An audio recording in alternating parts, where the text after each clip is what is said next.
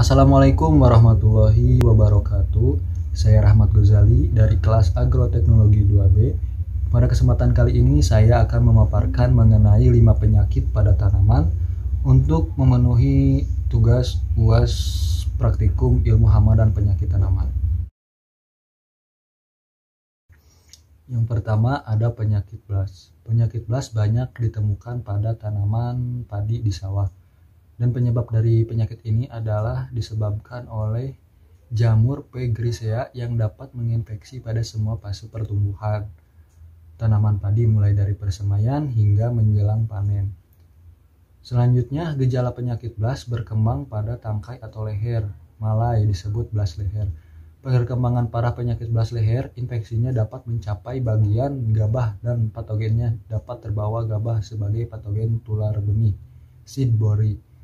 Selanjutnya, penyakit blas juga dapat berkembang tidak hanya pada tanaman padi. Selain tanaman padi, ada seperti gandum, sorghum, dan spesies rumput-rumputan.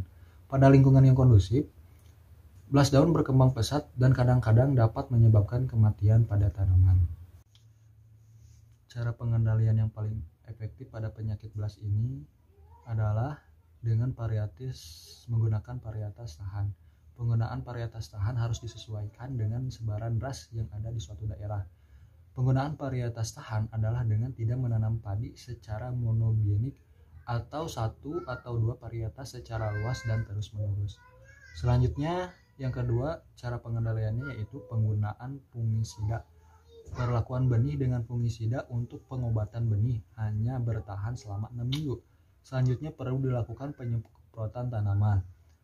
Penyemprotan dengan fungisida sebaiknya dilakukan 2 kali pada saat stadia tanaman padi anakan maksimum dan awal berbunga. Beberapa fungisida yang dianjurkan untuk pengendalian penyakit blas. Selanjutnya yang kedua ada penyakit busuk pelepah. Penyakit ini disebabkan oleh jamur Rhizoctonia solanicum. Gejala bercak pada pelepah daun, bercak bisa berkembang sampai daun bendera. Bercak dimulai pada bagian pelepah dekat permukaan air. Selanjutnya berkembang ke pelepah atau helai daun bagian atasnya. Bercak mula-mula berwarna kelabu kehijau-hijauan berbentuk opal atau elips dengan panjang 1-3 cm. Pada pusat bercak warna menjadi putih keabu-abuan dengan tepi berwarna coklat. Bercak membentuk sklerotia berwarna coklat dan mudah lepas. Dalam keadaan lembab dari bercak tumbuhan benang-benang putih atau micelia atau coklat muda menjalar ke bagian atas tanaman dan menulari pelepah daun atau helaian daun dengan cara bersentuhan satu sama lain. Pada serangan berat seluruh daun menjadi hawar. Cara mengendalikan penyakit busuk pelepah ini adalah dengan yang pertama, pengaturan jarak tanam yang tidak terlalu rapat. Yang kedua, pemupukan berimbang. Yang ketiga, pengairan berselang. Yang keempat, sanitasi sisa tanaman dan gulma di sekitar sawah. Selanjutnya, aplikasi fungisida berbahan aktif binomial difenoconazole, mancozeb, dan palidamicin. Nah, selanjutnya yang ketiga adalah penyakit bulai. Penyakit bulai atau disebut downy mildew adalah penyakit dengan gejala serangan dari Oomycetes dari suku Sclerosporiaceae, khususnya marga Paronosklerospora.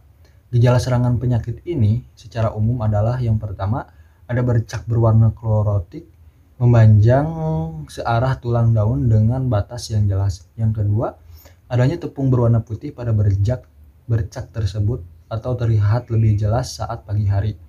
Yang ketiga, daun yang terkena bercak menjadi sempit dan kaku. Lalu selanjutnya yang keempat, tanaman menjadi terhambat pertumbuhannya, bahkan bisa tak bertongkol.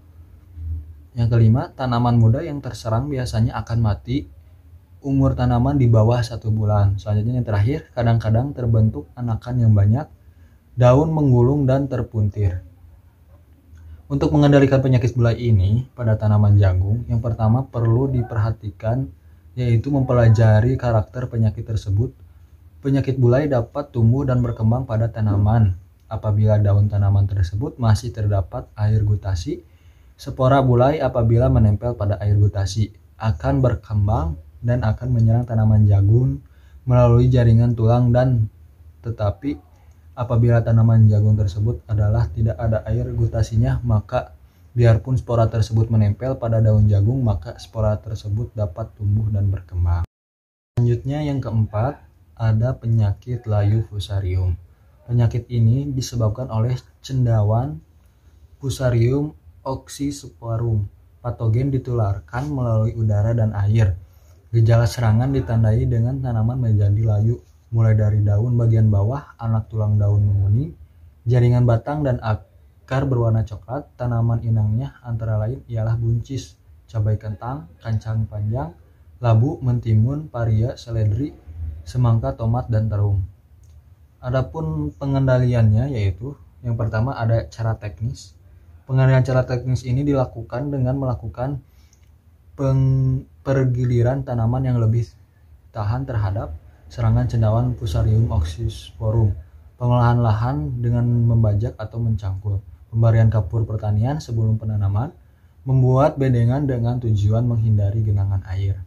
Selanjutnya ada cara mekanis, penggunaan mulsa dan plastik pada saat musim hujan. Selanjutnya cara organik, untuk tindakan pencegahan dapat dilakukan secara biologis dengan pemberian trichoderma pada saat persiapan lahan. Selanjutnya yang terakhir, cara kimiawi dengan memberikan fungisida pada tanaman terserang, misalnya dengan memberikan fungisida berbahan aktif papamokrab, hidroklorida, metalaksil, benomil, dan lain-lain. Selanjutnya yang terakhir, penyakit embung tepung. Penyakit ini umum terjadi pada fase musim pertunasan, ditandai dengan adanya lapisan tepung putih di bagian atas daun yang dapat menyebabkan daun malformasi atau mengering akan tetapi tidak gugur. Fase kritis serangan adalah periode pertunasan dan daun muda yang sedang tumbuh, buah muda yang terserang mudah gugur. Kumpulan tepung putih pada daun, tunas, dan buah muda merupakan masa Conidia jamur Oidium tingitatinium yang menyerang bagian daun jeruk. Menyebabkan serangan patogen jamur ini lebih dikenal dengan nama penyakit embun tepung. Adapun pengendaliannya yang paling efektif adalah dilakukan menjelang bertunas dan diulang saat daun muda, digunakan bahan aktif ciproconazole dibanding tembaga hidroksida dan kapur belerang. Selanjutnya, senyawa azadistin filtrat daun nimba mampu merusak membran sel jamur Oidium tingitatinium sehingga metabolisme sel terganggu dan pertumbuhan sel terhambat. Serangan yang parah pada tunas muda disarankan untuk dipangkas, kemudian dimasukkan kantong plastik untuk mengurangi penyebaran Conidia di kebun. Mungkin cukup sekian dari saya. Mohon maaf apabila masih banyak kekurangan. Terima kasih. Wassalamualaikum warahmatullahi wabarakatuh.